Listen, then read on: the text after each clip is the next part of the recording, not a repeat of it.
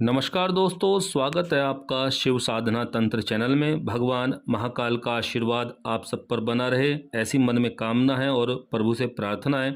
आज की वीडियो में हम चर्चा करेंगे कि एक सामान्य गृहस्थ व्यक्ति, घर परिवार वाला व्यक्ति कैसे साधना के क्षेत्र में अपनी उन्नति कर सकता है। क्योंकि सामान्य गृहस्थ व्यक्ति तो अपनी प्रतिदिन की दिनचर्या में इतना व्यस्त रहता है कि सामान्यतः वह जो प्रतिदिन धूप दीप इत्यादि भगवान के सामने जलाता है उसी को ही अपनी पूजा साधना समझ लेता है। परंतु जब वो वही व्यक्ति किसी कारण से विपत्ति में पड़ता है तो अनेक पंडितों, ज्योतिषियों या बाबाओं के चक्कर में पड़ जाता है और उनके चक्कर काटता रहता है और कई बार लोभी लालची व्यक्तियों के जाल में फंसकर अपना धन संपत्ति और समय बर्बाद कर लेता है और उसको उतना अधिक लाभ नहीं मिलता।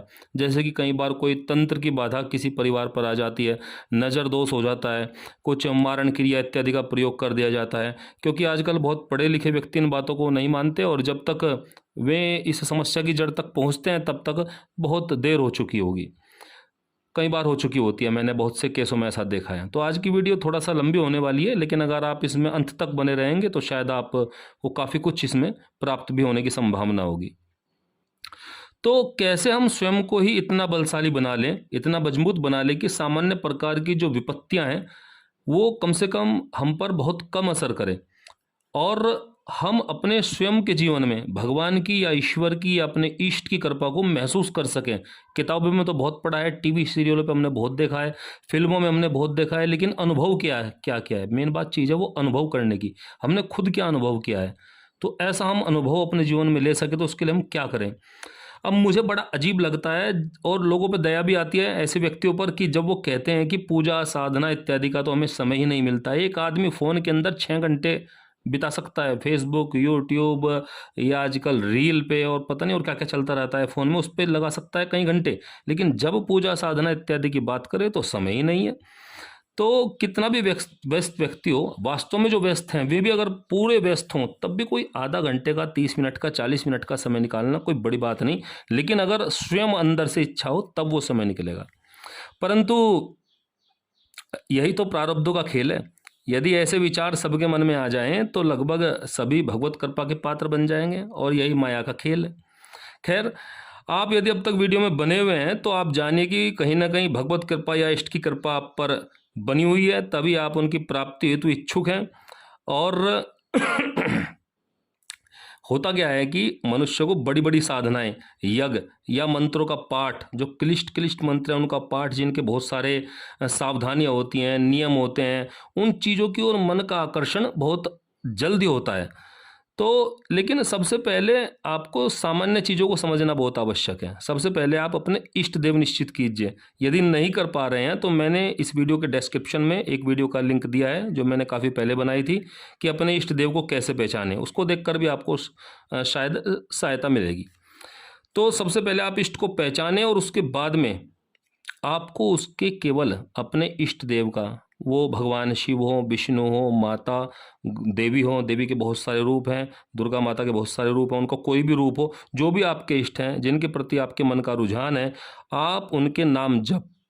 आपने सब सुना होगा अधिकतर, वैसे तो 1008 भी होते हैं, नाम सबके अलग अलग होते हैं, लेकिन 108 नाम सभी देवी देवताओं के आसानी से मिल जाते हैं। तो उनमें कोई भी नाम जो आपको सबसे प्रिय है, जैसे कृष्ण जी के लिए कृष्णाय नमः, राम जी के लिए ओम राम रामाय नमः, शिव जी के लिए नमः शिवाय। तो ये बहुत सारे नाम है, कोई भी एक नाम आप पकड़ लीजिए, आपको केवल उसका जप करना है और उसका नियमित जब आप 20 मिनट से शुरू करें। अगर आपने कभी नहीं किया है, शुरू ही कर रहे हैं, तो 20 मिनट से आप शुरू कर ले, 10 मिनट से प्रारंभ कर ले और उसको धीरे धीरे बढ़ाते जाएं।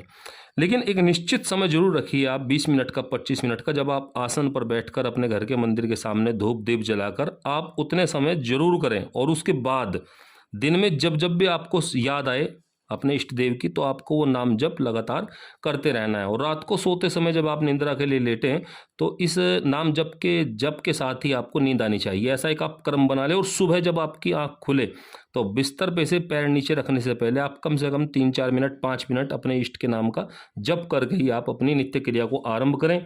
इस प्रक्रिया को जब आप लगातार 6 मास या 12 महीने आप निभा लेंगे, तब धीरे धीरे भगवत कृपा के अधिकारी आप बनते चले जाएंगे, बशर्ते कि आप नाम जप पर टिके रहें, क्योंकि टिकना ही कठिन है।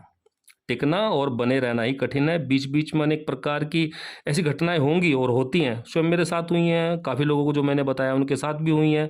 कई बार उनमें अंतर भी आता है, किसी के साथ कुछ नए अनुभव भी हो जाते हैं।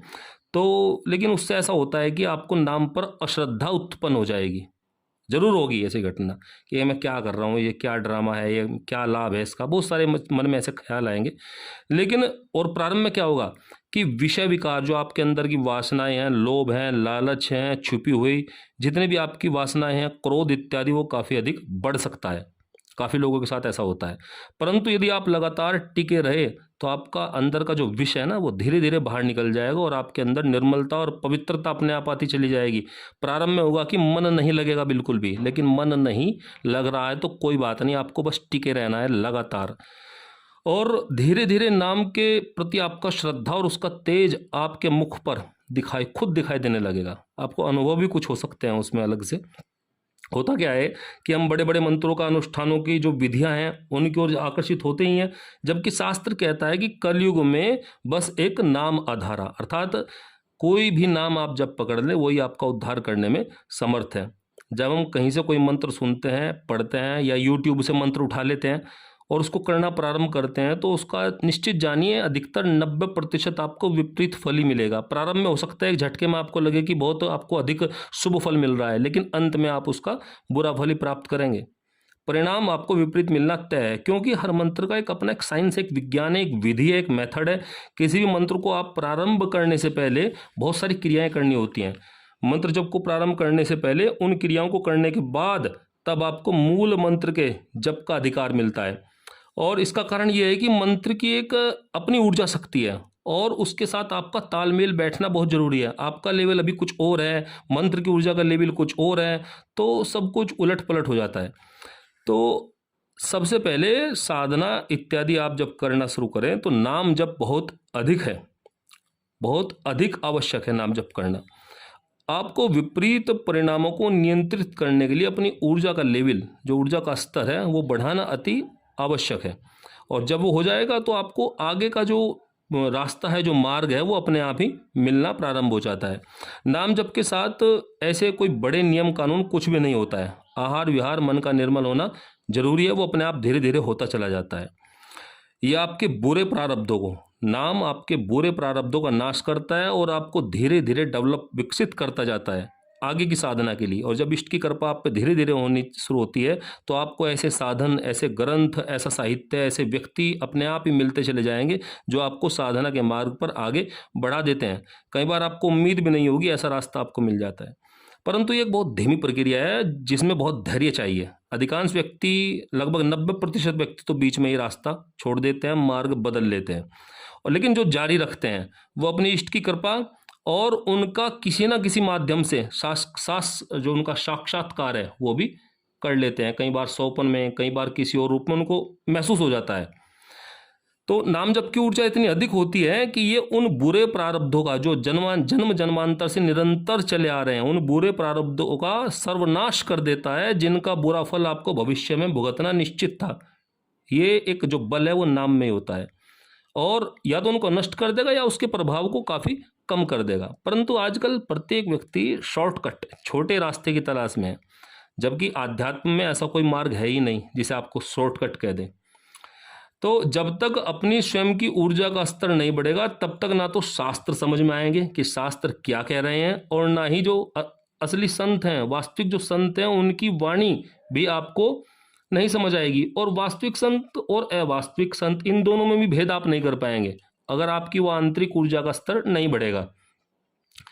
और ये जो नज़र लगना है, जो ऊपरी बाधा है, तंत्र आदि का प्रभाव है, ये उन व्यक्तियों पर अधिक पड़ता है जो किसी भी प्रकार से अपने इष्ट की सेवा से बाहर हैं, सेवा नहीं कर रहे हैं, उनकी कृपा उनके ऊपर नहीं है। तो सबसे सरल ये है कि आप अपने जीवन में नाम जप को उतारें और अपने इष्ट से संबंधित साहित्य, कथा आदि को अवश्य पढ़ें और सुनें, तभी आपकी श्रद्धा बढ़ेगी। और जितना श्रद्धा बढ़ेगी उतना ही आप नाम के प्रति जागरूक होते चले जाएंगे। और जो करना नहीं चाहिए वो अपने आप छूटने लगेगा, और जो करना चाहिए वो आपके जीवन में अपने आप होने लगेगा और आप करने लगेंगे। परंतु प्रयास तो आपको पूरे मन से करना ही होगा, 100%, 100% प्रयास तो आपको करना ही होगा। अन्यथा जीवन तो बीत ही रहा है। आज बच्चे हैं, कल आप युवा होंगे और परसों बुढ़ापा होगा और अंत में शमशान की यात्रा होगी। तो यह क्रम तो जीवन का चलता है, चलता ही रहेगा। लेकिन अपनी दिनचर्या से समय निकालना अगर या आप प्रारंभ कर दें और अपने इष्ट की कृपा का चमत्कार आप अपने जीवन में अगर अनुभव करें, तो आपके जो विकास के जो द्वार हैं, नए द्वार हैं, वे अपने आप स्वयं खुलते चले जाएंगे। तो इसी मंगल कामना के साथ कि आपको अपने इष्ट की कृपा अपने जीवन में अवश्य मिले और नाम जप का महत्व और शक्ति आप खुद कर कर पहचानें। इसी कामना के साथ, इसी विश्वास के साथ आप सबको नमस्कार दोस्तों। हर हर महादेव।